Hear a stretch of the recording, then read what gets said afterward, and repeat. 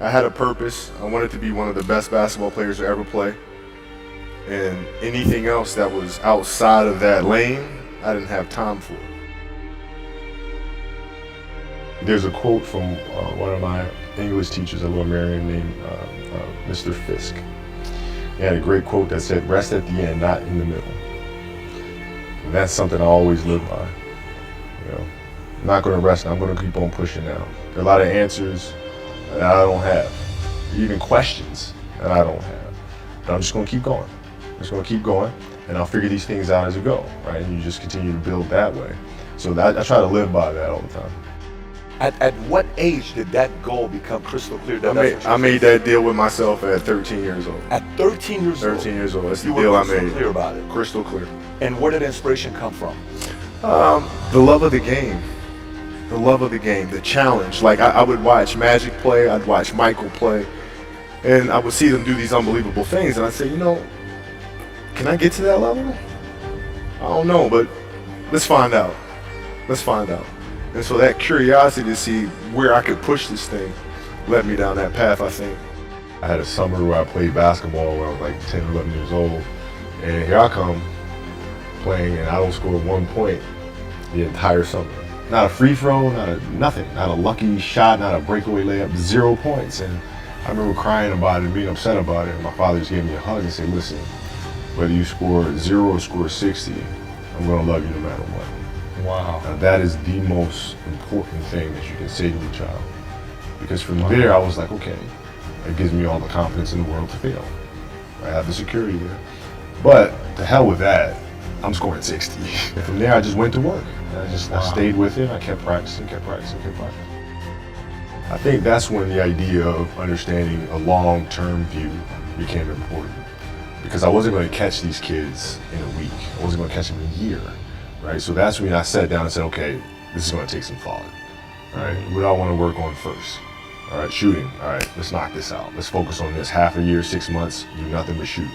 All right, after that, all right, creating your own shot. And you focus. So I started creating a menu of things. When I came back the next summer, I was a little bit better. I scored. Yeah, it wasn't much, right, but I scored. This is 12, 13. 12, 13. And then 14 came around, back half of 13, 14 years old, and then I was just killing everyone. And it happened in 2 years. And I wasn't expecting it to happen in 2 years, but it did, because what I had to do was work on the basics and the fundamentals. While they relied on their athleticism and their natural ability. And because I stick to the fundamentals, it just caught up to them. And then my body, my knees stopped hurting. I grew into my frame, and then it was game over. Wow. Were you always competitive from the day you were born? You were super competitive? Competitive with things that I participate in. So I'll put it to you this way. So basketball for me was the most important thing. So everything I saw, whether it was TV shows, whether it was books I read, people I talked to, everything was done to try to learn how to become a better basketball player. Everything. And so when you have that point of view, then literally the world becomes your library to help you to become better at your craft. So at 13 years old, I had a kill list. And so, they used to do these rankings. It was Street and Smith basketball rankings.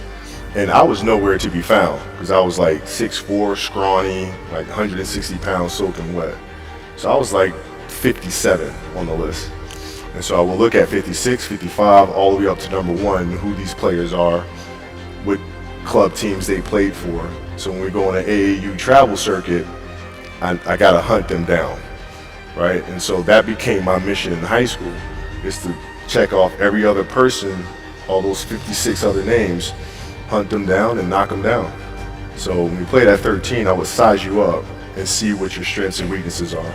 How do you approach the game? Are you silly about it? Are you goofy about it? Are you good at it just because you're bigger and stronger than everybody else? Right? Or is there actually thought and skill that you put into it? Right? And when I'd play to my weaknesses. I always work on the things during those games that I was weak at. Left hand, pull up jump shot, post game. Right? So I have a strategy. What was really your work ethic like, and for how long did you stay disciplined?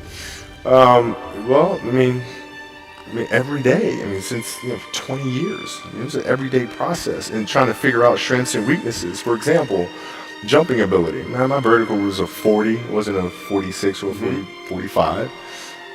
My hands are big, but they're not massive. Right? So you got to figure out ways to strengthen them so your hands are strong enough to be able to palm a ball and do the things that you need to do.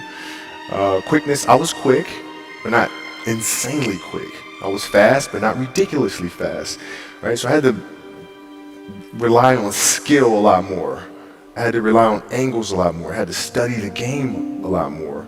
And but I enjoyed it though. So like from the time I can't remember when I started watching the game, I studied the game, and it just never changed. What does losing feel like to you? It's exciting. Why is it exciting?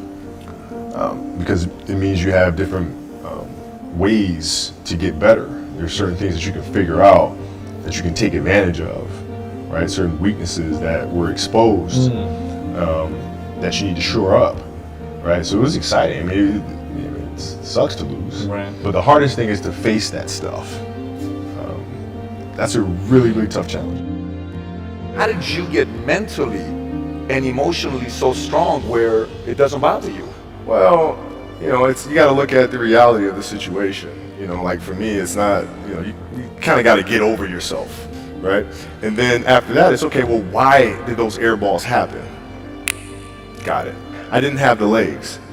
So you look at the shot, every shot was online. Every shot was online, but every shot was short.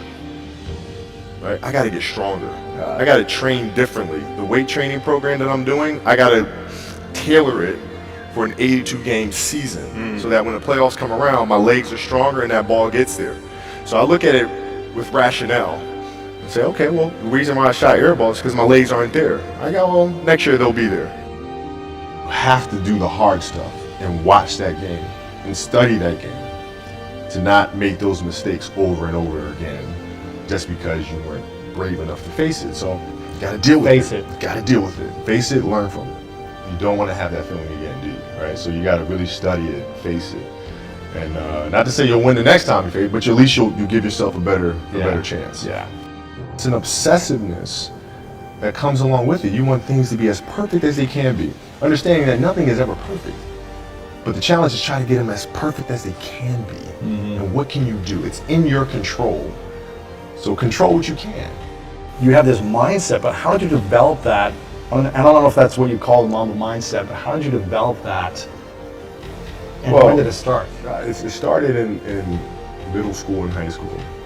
Because a lot of the kids that I was playing against were inner city kids. And so they're looking at me as if, okay, this kid's soft. They felt like they could try to be physical or try to intimidate me and do all this other stuff, which they couldn't, right? But now I'm saying, okay, well, you're trying to attack me. How am I going to attack you? How can I mentally figure out ways to break you down? How can I show you that, no, I have the edge, right? And so that's when it first started for me, is figuring out how to get the upper hand on an opponent that way. And what would you do to mentally break people down then? One of the things I would do is everybody would be at the cafeteria work, eating and doing all sort of stuff. I just go back to the gym. And so that was my way of showing them, yeah, I may be from the suburbs, but you're not going to outwork me. Wow. Like I see a lot of players take vacations with other players that are close friends. And we'll just take vacations just to take vacations, or just hang out just to hang out. Like I never did that. Why not though? Why didn't you do that? Well, because when I retired, I didn't want to have to say, I wish I would have done more. I don't want that. I play games with the flu. I play games with 102-degree fever, man. We had a game against Toronto in 2000, and Vince was tearing the league up. My back was jacked. So I would be in the layup line like, okay, there's a lot of days where you can rest and recover. Today ain't one of them. Your back can bother you any other day. That ain't bothering me today. He gonna have to see me today. You're playing against the Golden State Warriors. Score is 107-109. You guys are close to getting into the playoffs. You know exactly what happens in the game. You go up, you're about to take your shot, and then all of a sudden, boom, Achilles happens, right? Friend of mine, Nima, he is here just to listen to. He played ball. And he told me, he says, Patrick, I don't think you understand. He says, when I tore my Achilles in high school, he says, 4 friends of mine dragged me to my hospital. I was crying from there straight to the hospital. He says, I have no clue how the hell this guy did it. He went and hit the free throws, and then you walked off the stage. How the hell do you tolerate that kind of pain? You know, I use this. I tell this example, and I think this is the best way to explain it. You know, you have a hamstring injury, you pull your hamstring really, really badly, you can barely walk, right? Let alone play anything. You're at home, all of a sudden a fire breaks out in the home, right? Your kids are upstairs, you know, wife is wherever she may be, you know, going down. I'm willing to bet that you're going to forget about your hamstring, you're going to sprint upstairs, you're going to grab your kids, you'll make sure your wife's good, you're getting out of that house. And the reason is because the lives of your family are more important than the injury of your hamstring. And so when the game is more important than the injury itself, you don't feel that injury. Not at that time. Went in the trainer's room, my kids are in there, and you know, they're looking at you and stuff, and I'm looking at them, and I'm like, you know, it's all right, Dad's gonna be all right. It'll be fine, it'll be all right, it'll be all right, it'll be all right. As a parent, you gotta set the example. You gotta set the example. This is another obstacle. This obstacle cannot define me, it's not gonna cripple me, it's not gonna be responsible for me stepping away for the game that I love. I'm gonna step away on my own terms. And that's when the decision was made that, you know what, I'm doing it. You gotta lead by example. As parents, you gotta lead by example. If you want your kids to do whatever it is they want to accomplish in life, you have to show them. You gotta show them. The definition of greatness is to inspire the people next to you. I think that's what greatness is or should be. It's not something that lives and dies with one person. It's how can you inspire a person to then in turn inspire another person that then inspires another person. And that's how you create something that I think lasts forever.